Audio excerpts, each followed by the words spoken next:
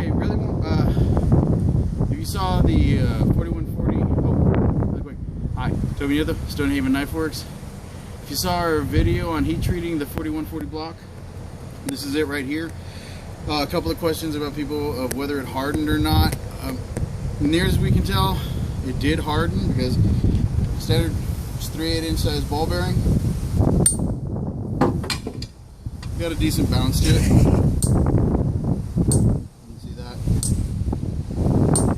So it does have a bounce. It doesn't ring. I think it's just because it's so massive, and we probably didn't get an even heat treat all the way through because we only heat treated about the top 5 inches.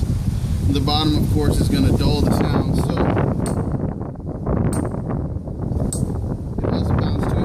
And if we're asking how does it dent, just so you know, go ahead and get a little closer over here. Come here. Right over here. Okay, regular 16-pound sledge. I don't have it anchored or anything. I'm just going to let it drop. See how it does. Okay, bring it over. And you see where I hit it, 2 little marks, and there are no dents. So, given that the ratio is usually 10 pounds for every pound of hammer you're supposed to use, 16-pound hammer on a 56 piece of 41